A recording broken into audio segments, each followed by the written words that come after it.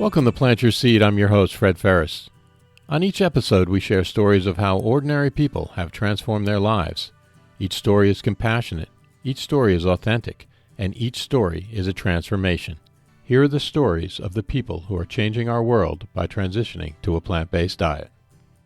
Today on Plant Your Seed, joining us from Ontario, Canada, we have Kat Krylov. Kat is the founder and executive director of Promised Land Animal Sanctuary. Welcome, Kat. Thank you, Fred. It's really great to be here. Thanks for being here on Plant Your Seed. Can you tell us what inspired you to start Promised Land Animal Sanctuary? I was weird as a child. My best friends, everyone has an imaginary friend when they're little. Maybe not everyone, but I did. I had many of them, and they were all animals. I never had any human imaginary friends. And so in my imaginary world, I wanted to save all the animals. Growing up in Russia, I saw a lot of strays, like dogs and cats, and I would take them in and I would feed them, and they would get used to me and follow me around. They'd follow me to music school. They would wait for me, follow me back home, and I just felt really safe with them around. So in my mind, my 10-year-old mind, I promised myself that one day I'm going to have a sanctuary and I'm going to save all the animals in the world that needed to be saved. So that was the seed. It was planted back then, back in Russia when I was very young.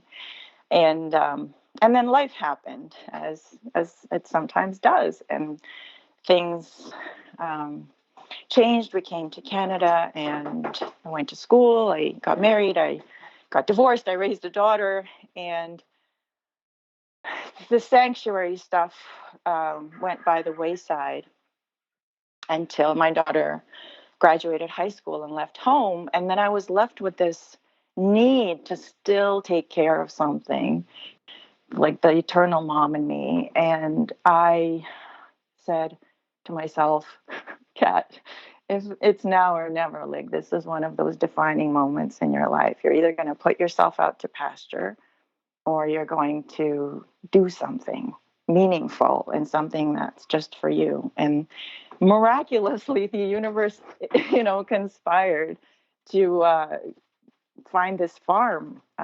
It was really almost like someone was guiding me, and all I had to do was just say yes.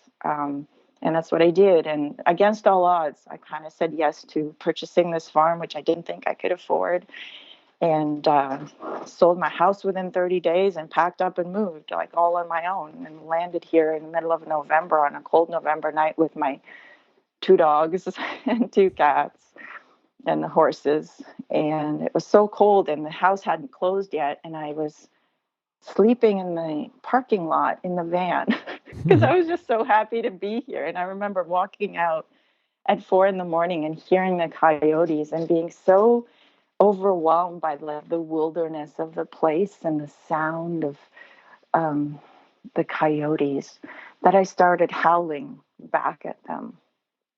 And they got really quiet, and it just felt like it was a welcome, like even from the coyotes. So yeah, November 2017 is when it all began for real. What did you do before you started Promised Land? I was a graphic designer.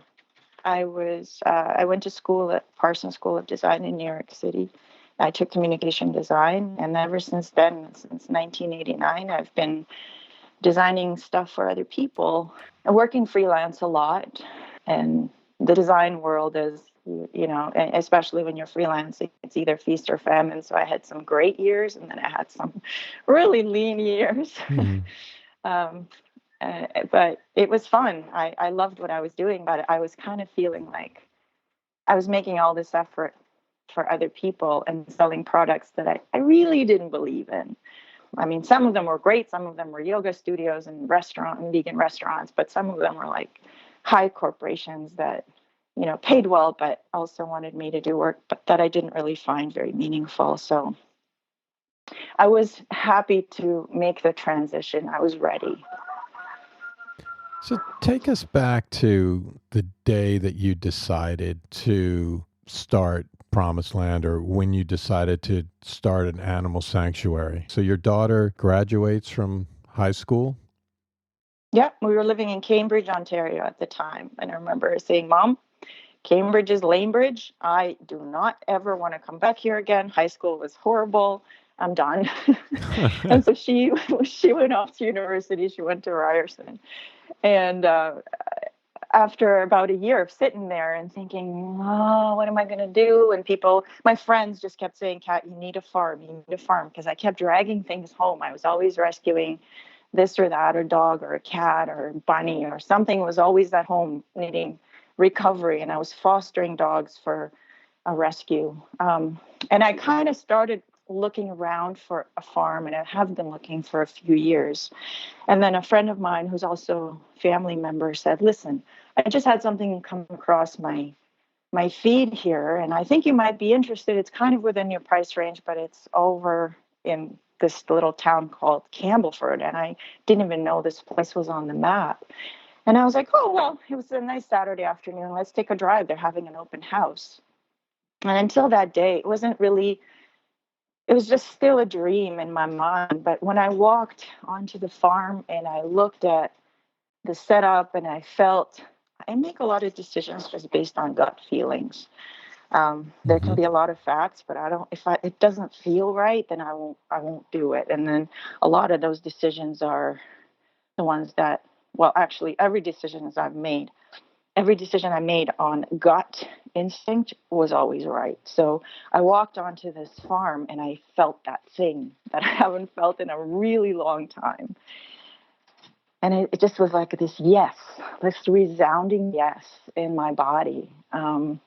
And I just fell in love with it instantly. And I was like, this is it. Like, this is the time, or it's never. It's now or never. And it's perfect. It has a barn. It has all the fencing. I don't need to do a lot of work.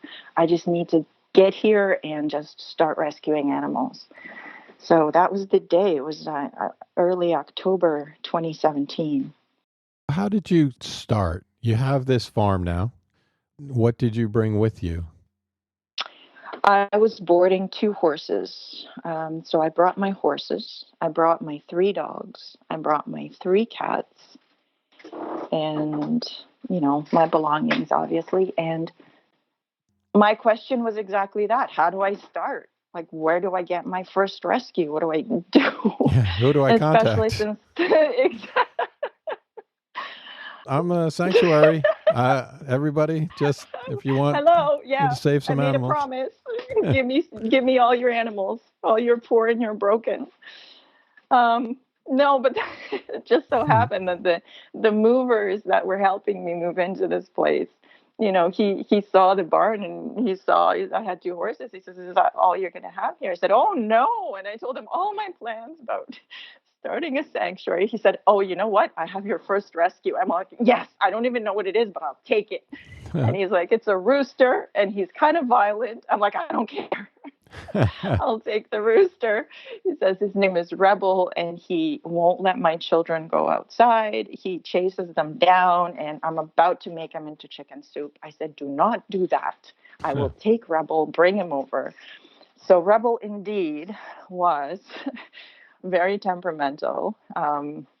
He was young. I knew nothing about roosters or nothing about farming or farmed animals. And he came and he became best friends with one of my dogs, and they would play together every morning because Rebel needed a playmate. But he did, like, he would chase you down when you weren't looking, and every time I'd pick him up and I'd rock him on his back and I'd sing to him, and we'd say, we're not angry here, it's a peaceful place.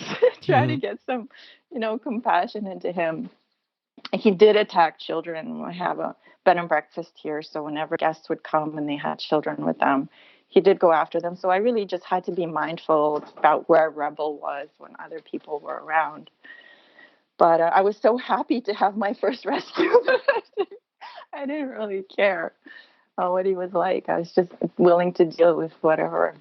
And then somehow after that, people heard, like through the grapevine, and started bringing their animals. Someone found me on Facebook and said, listen, I have a neighbor here who has a meat pig and a couple of ducks that he wants to eat. Will you take them? And I'm, right away I'd say yes. And then I found the Association of Farm Sanctuaries of Ontario on Facebook, and the guy, I guess, who ran it reached out to me, said, listen, are you like the rest of us who are completely full, or do you have some room? I said, oh no, I have lots of room. Well, that's all they needed to hear, because I started to get all these requests for animals. I wanted animals, and before you know it, we were pretty full also. How do you deal with that? I mean, as far as people bringing you animals, or obviously you only have so much space and you only have so much of your own self that you can give. So how do you deal with all these people trying to give you all these animals, and you have to say no at some point? How do you deal with that? It's honestly the hardest part of running sanctuary, because I do have limited resources, and I commit to every animal's well-being, which means that some of them come here older, some of them need immediate vet care, some of them need very expensive medication, and it's hard turning others away knowing that they may not survive. It's really heartbreaking. So that's one of the things nobody warned me about, was how hard it would be to say no, to have to say no for the sake of the residents who are already here. Yeah, it's definitely a very difficult thing to do.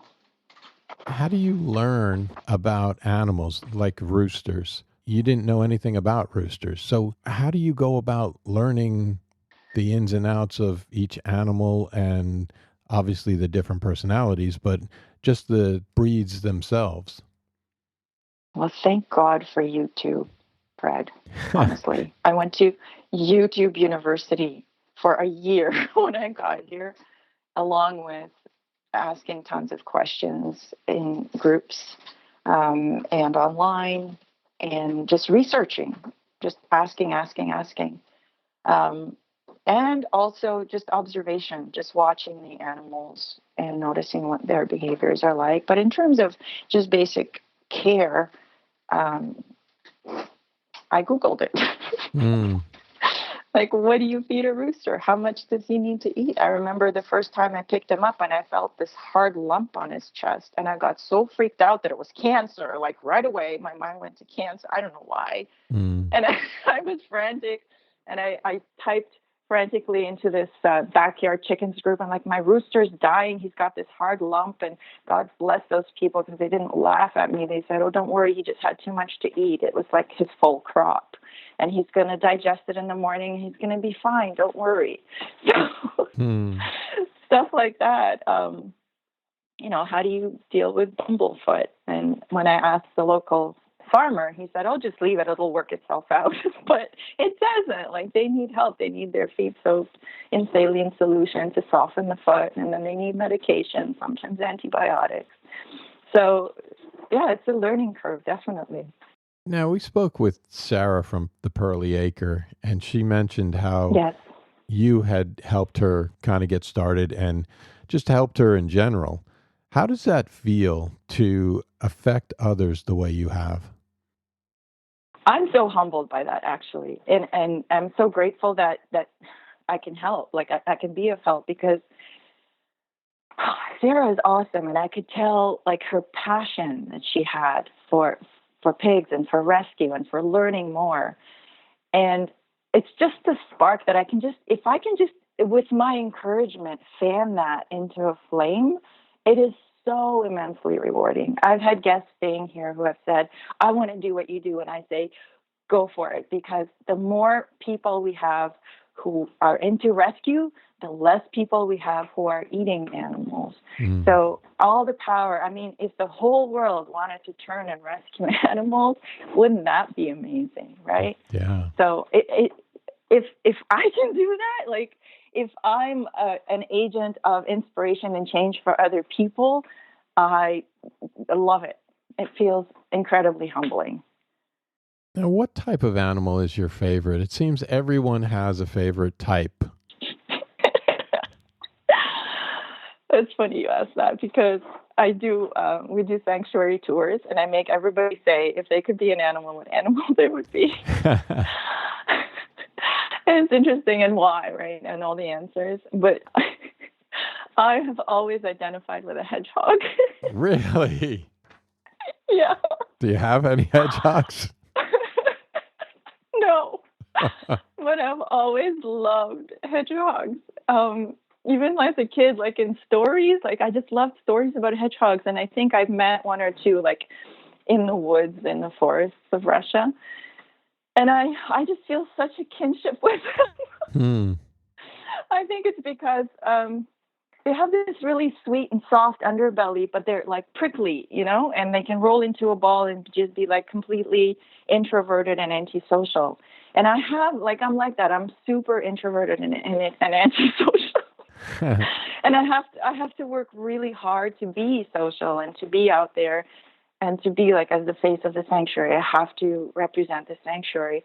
But really, like, I just want to be in my room reading about animals or just being with them in the field or just like being with the animals. I want someone else to do all the social stuff. But so I feel like a hedgehog because I have this really vulnerable side, and then I have like these quills that I think are there to, like, whenever I hear stuff about animal abuse or animal neglect, like I feel myself just completely like mama bear kind of energy where I just want to protect everyone. Now, Promised Land is a vegan bed and breakfast. It offers yoga, or you offer yoga, meditation, reiki, and horse therapy. Can you tell us a little bit about that? So the house, when I first purchased it, was a lot too big for me. I don't need 5 bedrooms to live in. I just need a room and a kitchen. But it is what it is. And so I decided, hey, why not turn it into a place that is a healing place for other people? And so that's what I did. And with my yoga training and my Reiki training and my knowledge of horses, I thought, why not combine all of those and make this into a really special place where people can come and recharge and refill their well and just be at peace, just disconnect from the outside world. It's really perfect for that. So, yeah, that's how it came about. How does that go? How does somebody find you, first of all? I am on Airbnb, and I also have a website. I'm Googleable, Bed Yoga Breakfast .ca, and they can either book through there or call or book through Airbnb. There's lots of different ways. And then they can opt in. I mean, not everybody is comfortable. First of all, let me just dismantle this notion that I can't do yoga. Everyone can do yoga. You don't have to be super flexible or super bendy or a gymnast. You can just lay on the floor and breathe. If you can do that, you can do yoga. So I offer some really gentle, stretchy, delicious yoga to people that stay here. And we do that in the mornings around 7 o'clock. And then there's a plant-based breakfast, and they get to hang out with our animals. They can do it with or without me. The horse therapy part is if they choose to opt in. We go out in the field and we see how the horses respond. And different horses respond to different people in different ways. So whoever decides to come up and work with them, that's what we work with. It's a very healing process, I find, for me watching them and for the people who are very often end up in tears of relief or insight or some kind of healing. How does that work? You take them out, with the horse? And what do they do at that point? We go into the rink with the horse, and I teach them how to approach the horse or how to talk to the horse. So most people, when they approach the horse, they come right up to their face and they want to, pet their face. That's not how horses talk to each other. They're very, very subtle, and they move each other with their energy. So horses don't even have to be right at each other's side to move each other. So if one horse just turns their head, and just I teach people to go to the horse's level and not, so that's the heart level and not the mind, and to listen with the heart, to look at what they're doing, their subtle movements, feel their energy, breathe the way they breathe.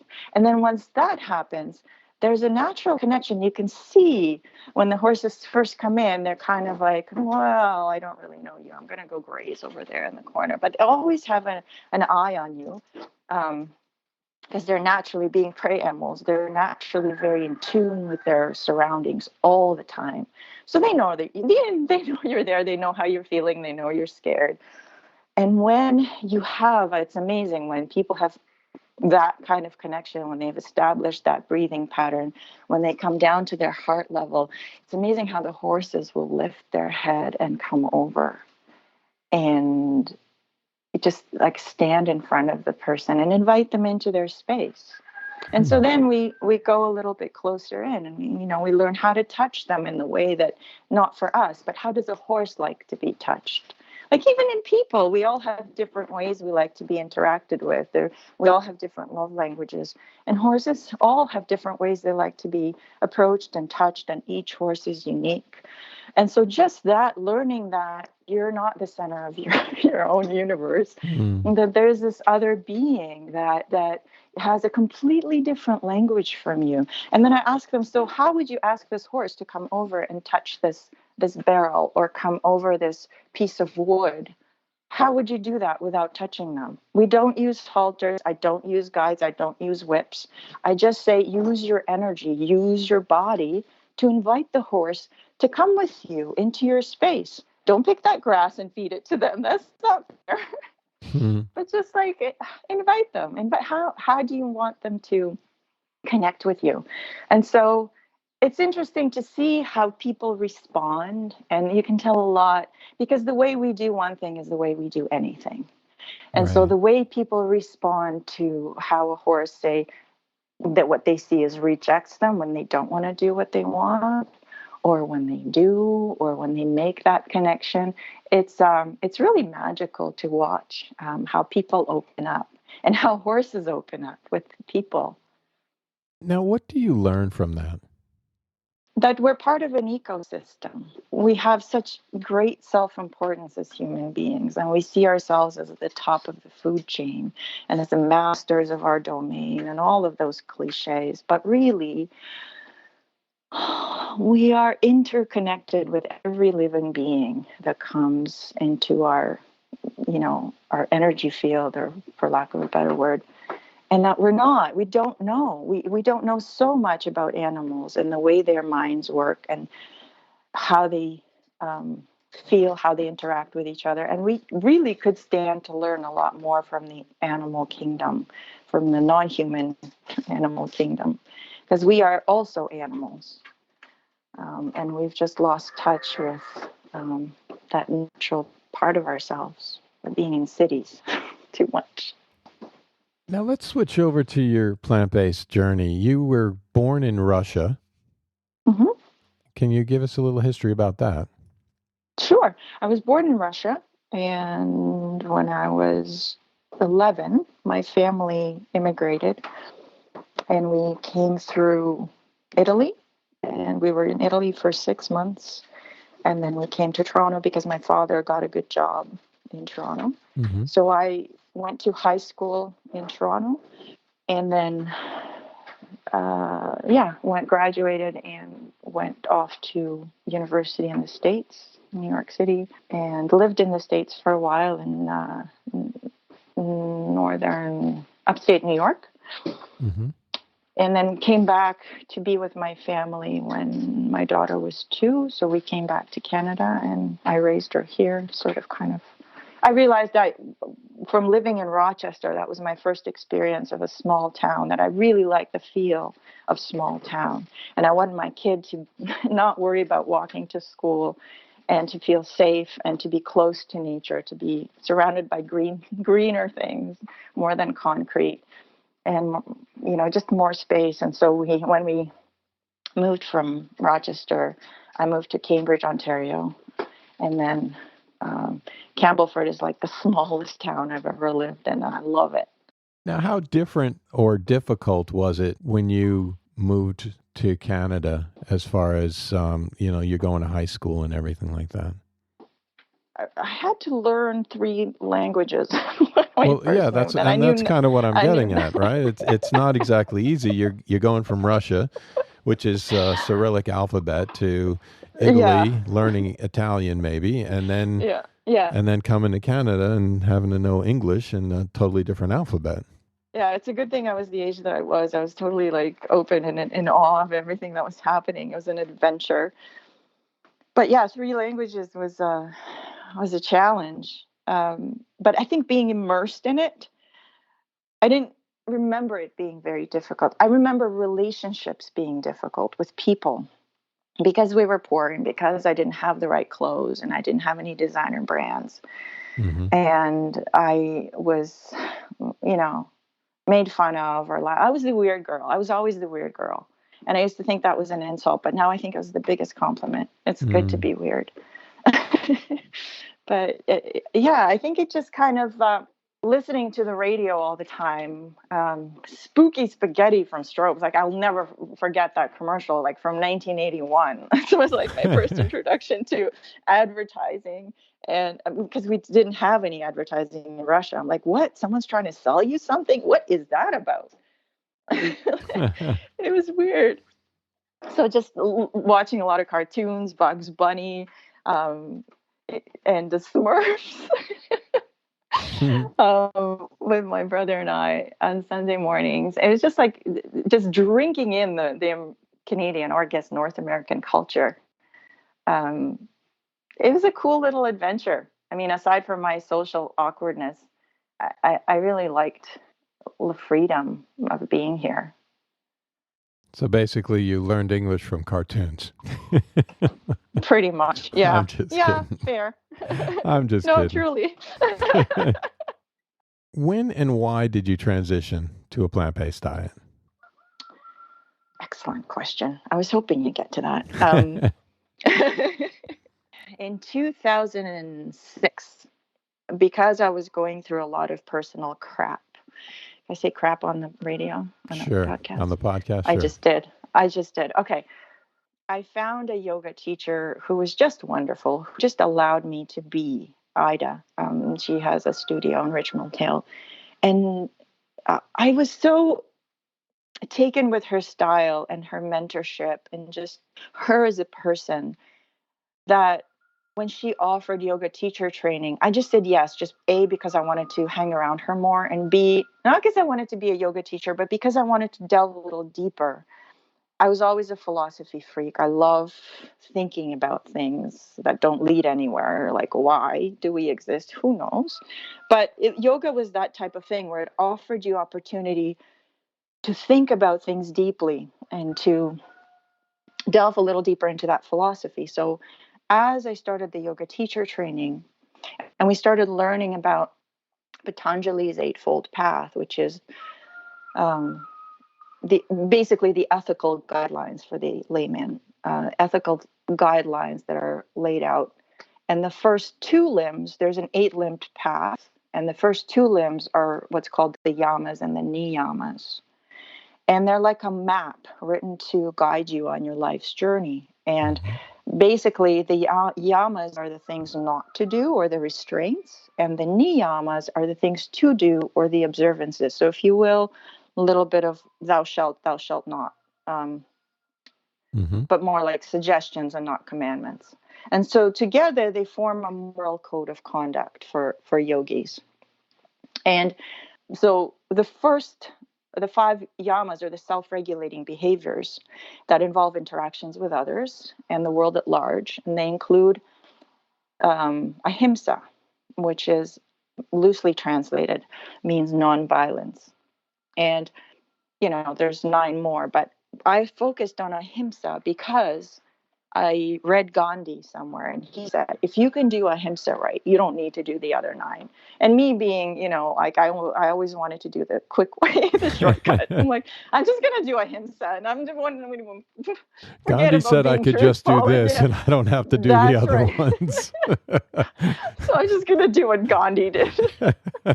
It's a good one to follow, I tell you. What would Gandhi do? Mm-hmm. So I started ahimsa and really delving into ahimsa below the surface. And I went through my whole life. Like, I don't want to kill anyone. I'm not a violent person. On a daily basis, I don't go around holding a grudge against people. I forgive easily. So I was like, oh, I'm good. I'm patting myself on the back. And then I look on my plate, and there's like murdered animals on my plate.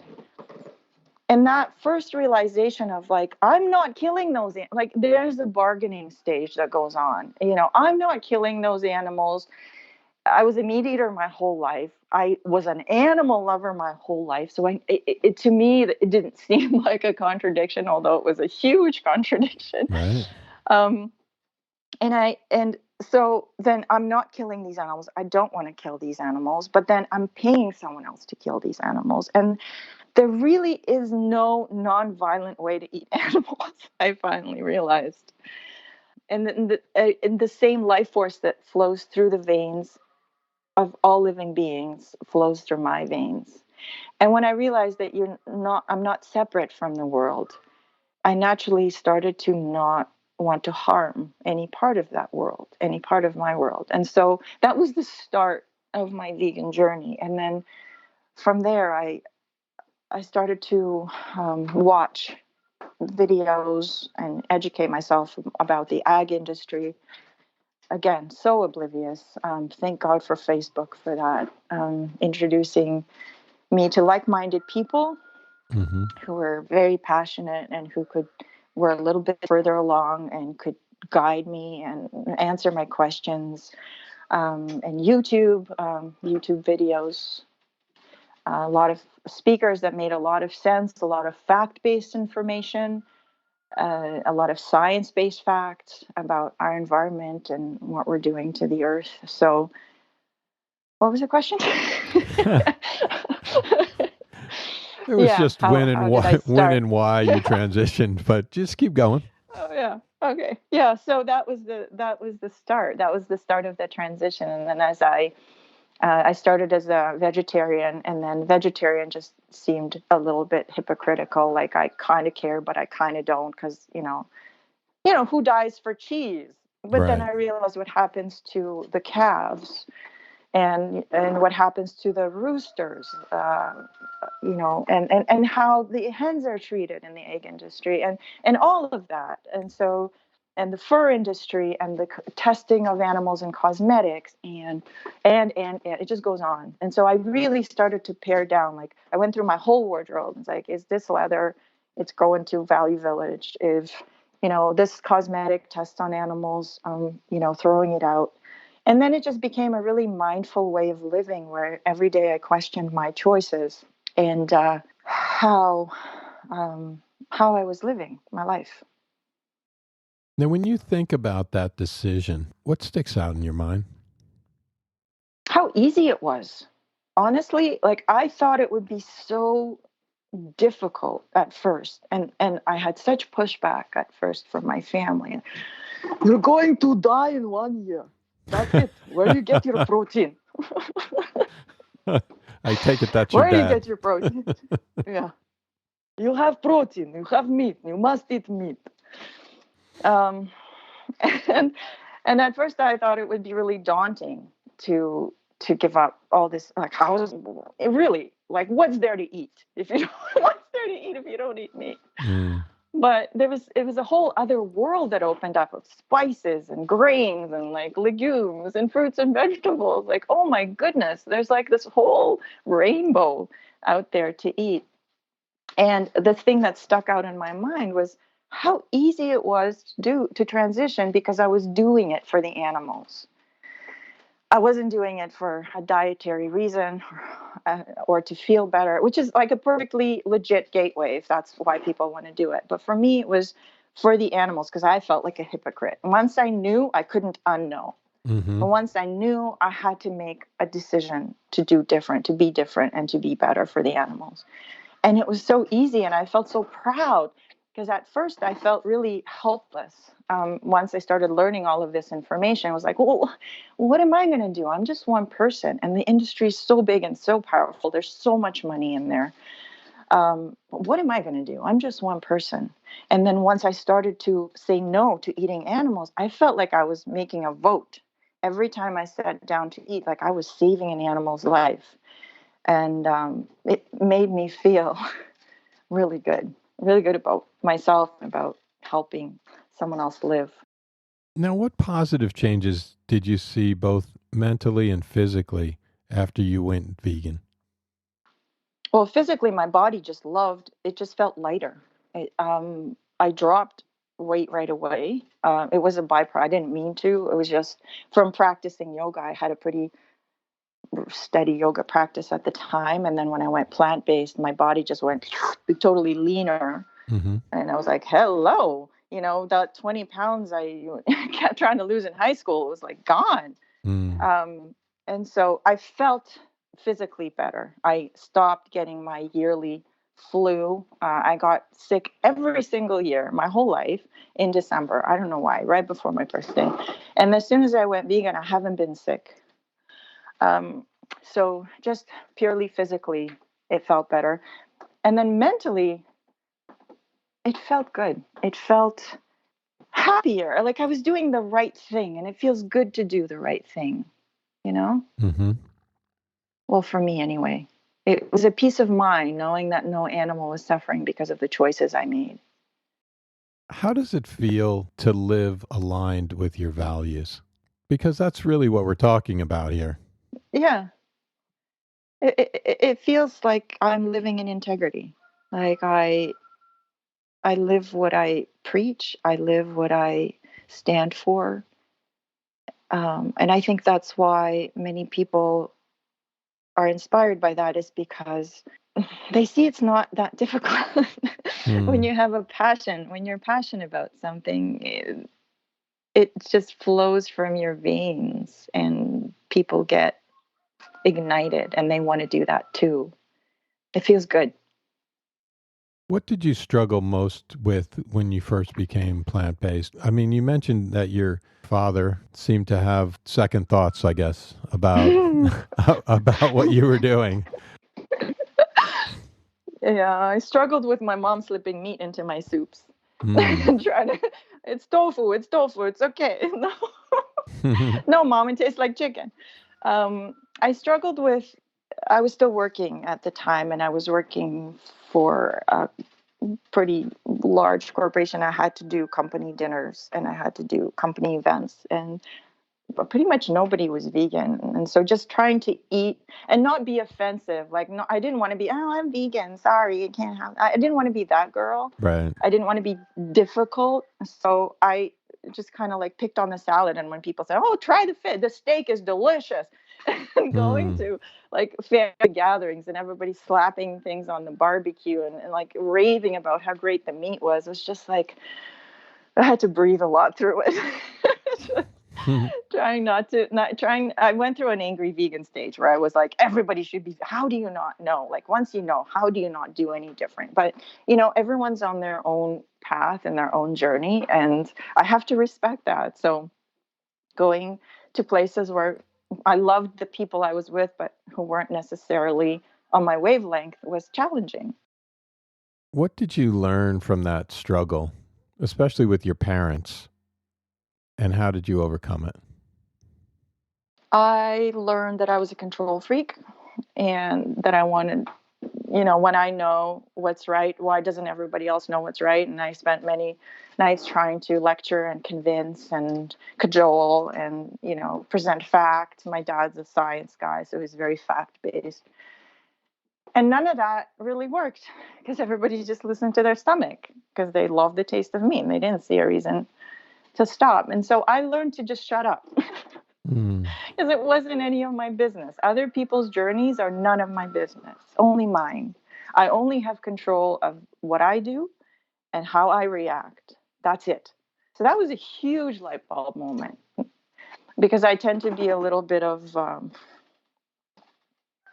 don't know what's the word. I get on my soapbox and I preach. I'm very preachy when I think I'm right. Mm-hmm. And I've learned to just not do that so much. And I think it's helped my relationships a lot, with my family, with my own daughter, with other people, especially people that, come to the B&B that aren't necessarily vegan. They are meat eaters. But I just say, when you're here, a few days, you're going to have plant-based meals, and we're just going to see how that goes. And for the most part, most people have absolutely no issue with that. So just I learned to be a little more open-minded. Now, what is one thing that's exciting you about Promised Land right now?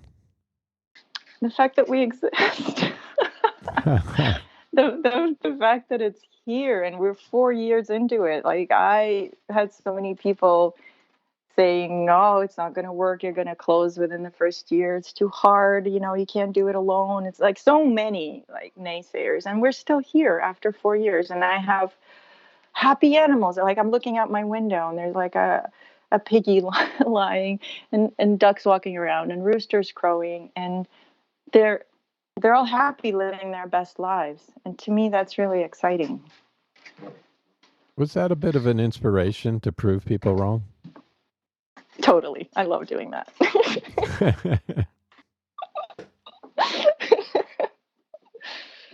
What is one habit, hack, or tip that helps you stay on track with your plant-based diet? I started growing my own food. So for the third year now, I am planting a garden. And right now I'm harvesting my own food every day. And it is so incredibly rewarding and inspiring. And having food sovereignty is, I realize, so important. Knowing where my food comes from, knowing that it's organic, and I'm reusing my own animals' compost to put in the garden, and I'm sharing the compost with the community. Like, whoever wants can come get it. And that's my hack. Like, grow your own food as much as possible, even if it's on a balcony or in a little corner. Start with herbs, or a couple of things that can grow inside. And yeah, it's really, really rewarding. It's amazing. And eating simple, that's another one. Eat simply.